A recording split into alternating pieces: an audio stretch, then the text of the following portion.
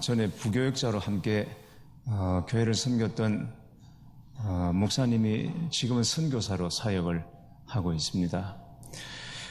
그런데 선교사로 부름을 받고 또 선교 훈련을 다 마쳤음에도 불구하고 하나님께서 구체적으로 어디로 가라는 지시가 없었습니다. 말씀이 없었습니다. 갈 바를 알지 못하고 있었습니다. 그래서 마음이 답답하고 고민이 되어서 부르짖어 기도했습니다. 하나님, 인도해 주옵소서, 인도해 주옵소서.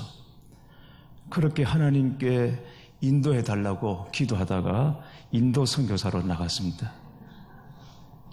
오늘 여기 계신 여러분들, 인생의 문제를 가지고 하나님의 뜻을 알고 싶어 고민하는 분들 아마 많이 계실 것입니다. 그 문제를 가지고 기도의 자리에서 씨름하시고 또 중보기도 제목으로 내놓기도 하셨을 것입니다. 여러분 어떻습니까? 여러분은 정말 하나님의 뜻을 알고 싶으십니까? 여러분이 직면하고 있는 여러 가지 이 중요한 문제 앞에서 하나님의 뜻이 과연 무엇인지 알기만 하면 모든 고민이 다 사라질 것 같습니까? 그러나 우리 신앙의 진짜 고민은 하나님의 뜻을 알 수 없다는 것이 아니라 하나님의 뜻을 알면서도 거기에 온전히 순종할 수 없다는데 우리 고민이 있습니다. 차라리 분별이 오지 않았다면 모를까, 알았음에도 불구하고 순종하지 못하고 있을 때 그때 느껴지는 마음의 고통과 이 영적인 눌림은 이만저만이 아닙니다. 믿음이 무엇이라고 여러분은 생각하십니까?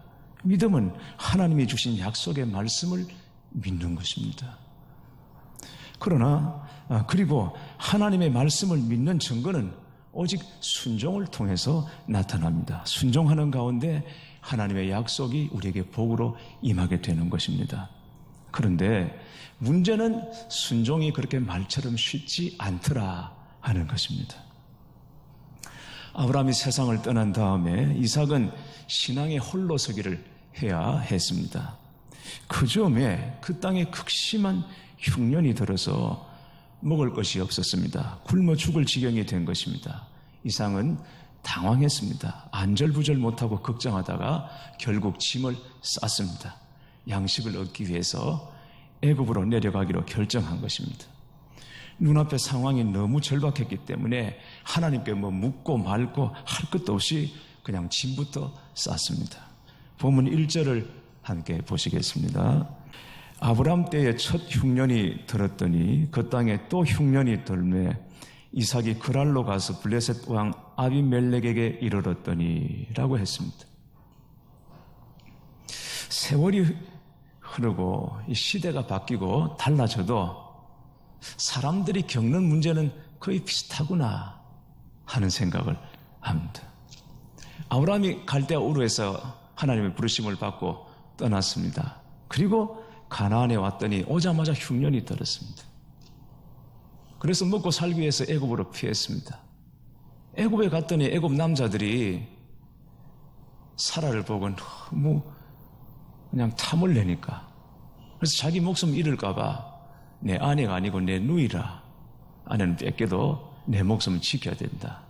2번 그런 일이 있었습니다. 그런데 이삭도 보니까 똑같아요. 가나안 땅에 살다가 흉년이 되니까 어디로 갑니까? 애굽으로 내려갔습니다. 거기서 똑같이 아내를 누이라고 동생이라고 속입니다. 그래서 아내를 빼앗길 뻔했습니다. 저는 이 말씀을 보면서 참 신기했어요. 성경에는 왜 똑같은 이야기가 계속 반복해서 나오는가? 왜 이런 일이 반복해서 일어나고 있는가? 어떻게 아버지가 했던 실수를 아들이 똑같이 답습하는가? 이게 정말 피는 속일 수 없다라고 하는 것인가? 근데 여러분, 이건 한 집안의 아브라함 집안의 내력을 말하는 것이 아닙니다. 생각해보면 이게 사람입니다. 이게 사람의 모습입니다. 알고도 모르고도 결국 사람은 같은 일, 같은 실수에 계속 넘어지고 있습니다. 뉴스를 한번 보십시오. 잘 보십시오. 요즘 고위공직자들 또 지도층 인사들 줄줄이 잡혀 들어가는 일들이 있죠. 옛날에만 그랬던 것이 아니고 지금도 그러고 또 앞으로도 그럴 수 있습니다. 그런데 여러분, 우리가 이해 안 되는 것은 바로 자기 앞에 있는 사람이 그렇게 해서 잡혀 들어갔는데 그 뒤에 있던 사람도 똑같이 그렇게 되더라는 것이죠. 그러니까 앞에 일어난 일을 가지고 그걸 보고 사람이 지금 학습이 안 되고 있습니다. 전혀 학습이 안 되고 있습니다. 그러니까 사람은 뭘 배워서 아는 존재가 아니라 직접 본인이 당해봐야 아는 것이. 제자훈련 개강을 했습니다만 제자훈련이라는 것이 성경 공부를 해서 뭔가 진리를 터득했다, 그게 아니고 배운 지식을 결국은 자기 삶에 적용을 해봐야 그게 비로소 제자의 삶을 살게 되는 것이지, 이게 남 하는 것 보고 그래가지고는 학습이 안 돼요. 안 돼요. 그러니까 아버지 아브라함이 넘어졌던 그 문제 이삭이 똑같이 무너지고 똑같은 실수를 저지르는 것을 볼 수가 있습니다. 그러니까 아브라함의 실수가 이삭의 실수인 것처럼 이삭의 실수가 바로 우리의 실수이고 그게 내 모습이다 하는 것입니다. 그래서 우리가 성경을 볼 때 그냥 제3자의 입장에서만 볼 수 없는 이유가 바로 여기에 있는 것입니다. 애굽으로 내려가는 이삭을 하나님께서 막으셨습니다. 2절에 보니까 여호와께서 이삭에게 나타나 이르시되 애굽으로 내려가지 말고 내가 내게 지시하는 땅에 거주하라 그랬습니다. 그런데 이삭에게는 사실은 애굽이나 가나안이나 다 똑같이 나그네입니다. 거의 자기 고향이 아닙니다. 그런 마당에 애굽으로 간들 무슨 문제가 있겠습니까? 그보다 중요한 것은 당장 먹고 살아야 한다는 것이죠. 생존과 안전에 대한 요건은 모든 사람들에게 다 똑같은 것이고 당연한 것입니다. 그러나 하나님께서는 이삭의 길을 막으셨어요. 애굽으로 내려가지 말고 흉년이 들더라도 가나안에 그대로 머물러 살라, 이렇게 말씀하신 것입니다. 자, 그러면 하나님께서 왜 이삭에게 애굽으로 내려가지 말고 가나안에 머물러 살라, 애굽으로 내려가는 것을 하나님께서 왜 막으셨을까? 왜 먹고 살겠다고 내려가는 길을 열어주시지 않고 왜 가나안에 머물게 하셨을까? 여러분, 이 가나안 땅은 믿는 사람들에게 세상에서 건져내신 하나님의 구원을 상징하는 땅인 것입니다. 그래서 성경에 가나안을 그렇게 중요한 땅으로 소개하고 있습니다. 가나안이 농사가 잘 된다거나 기후가 좋다거나 환경이 좋다거나 전혀 그런 곳이 아닙니다. 그럼에도 성경에 보면 가나안이 중심이 되어 있습니다. 왜냐하면 가나안이 하나님의 구원을 상징하는 곳이기 때문에. 때때로 이스라엘 백성들이 가나안을 떠나게 되는 일도 있었습니다. 요셉 때에 애굽으로 다 내려갔죠. 야곱의 일가족이. 그래서 430년간 애굽에서 생활한 것도 있었고 또 바벨론 포로로 끌려가서 70년간 지낸 적도 있습니다. 그러나 성경의 초점은 이스라엘이 430년간 애국에 지냈다, 또 이스라엘이 70년간 바벨론에 살았다, 이게 성경의 초점이 아니라 애국과 바벨론에서 어떻게 가나안으로 다시 돌아왔느냐, 여기에 성경의 초점이 있는 것입니다. 떠났다가도 계속 돌아옵니다. 가나안이 그렇게 중요한 것입니다. 가나안으로 돌아오는 것이 곧 구원을 나타내는 하나님의 사건인 것이죠. 출애굽 사건은 예수님의 십자가 사건을 나타내는 구약의 가장 강한 상징과 같은 것이에요. 그래서 이삭은 애굽으로 먹고 살려고 내려갔지만 하나님은 막으셨고, 내려가지 말라는 하나님의 말씀을 듣고 그제서야 이삭이 깨닫게 됩니다. 아, 내가 잘못된 길로 가고 있구나 하는 것을 알았습니다. 하나님과 이 일을 가지고 의논하지도 않았고 하나님의 지시도 받지 않은 상태에서 내 마음대로 내가 가나안을 떠나려고 했구나. 그리고는 애굽행을 취소했습니다. 하나님 말씀대로 지시하는 땅에 거주하기로 마음을 고쳐먹고 가나안 땅 끝인 그랄 땅에서 머물기 시작했습니다. 이 그랄이라고 하는 땅이 여러분 이게 참 미묘하고 아슬아슬한 땅입니다. 거의 가나안과 블레셋의 경계에 접해 있는 곳입니다. 그래서 거기서 한 발 더 나가면 블레셋이 됩니다. 그래서 한 발 더 들어오면 가나안이 됩니다. 그러니까 자칫하면 하나님께서 허락하신 그 약속의 땅에서 완전히 벗어날 수도 있고, 그리고 마음을 고쳐 먹으면 비록 땅끝이지만은 그 땅에 머물 수도 있는 것. 그게 바로 그랄 땅입니다. 여러분, 어쨌든 그랄이라 할지라도 하나님의 백성은 하나님께서 머물러 한 곳에 머물러 있어야 합니다. 그 경계를 벗어나면 안 됩니다. 오늘은 아침에 주무시는 분들이 참 많네요. 네.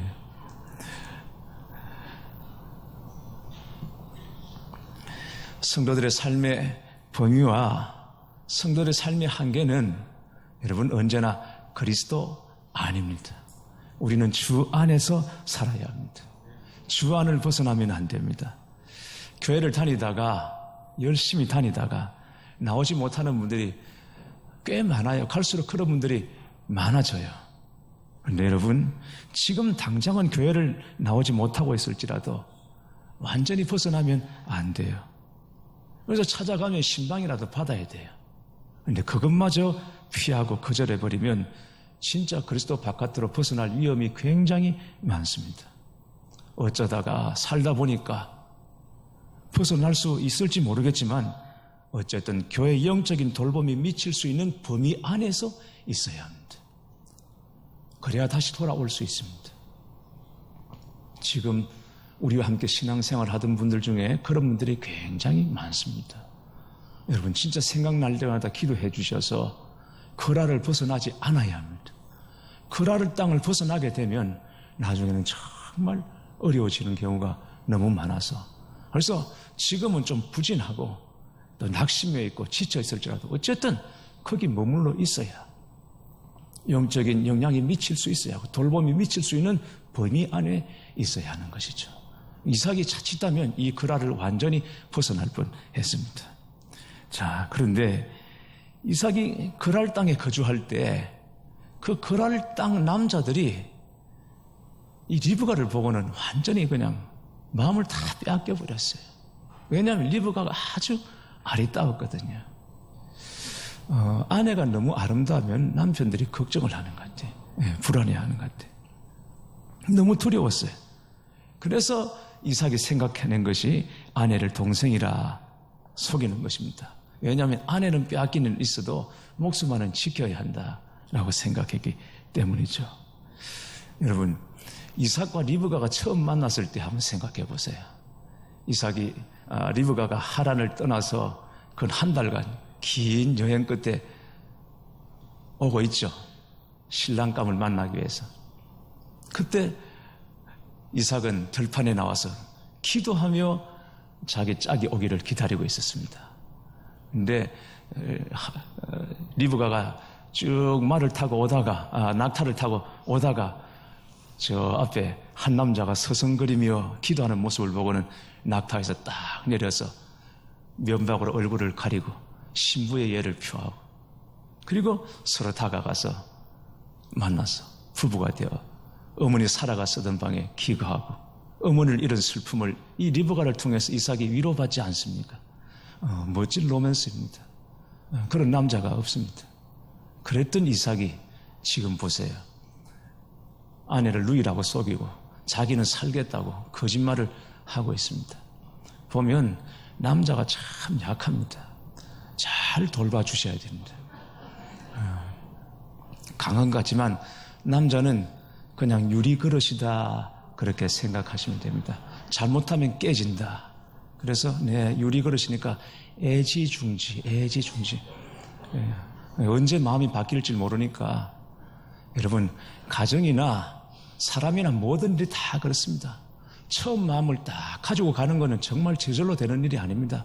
계속 돌보고 기도하는 가운데 그 마음을 지킬 수 있는 것이지 이게 특별한 사람의 이야기가 아니라 다 마찬가지예요. 우리 가정도 그렇고 여러분이 하시는 모든 일들도 그렇고 처음 내가 나섰던 그 마음 가지고 끝까지 가기란 정말 쉽지 않습니다. 여러분 이삭도 그랬습니다. 이런 남자가 없었습니다.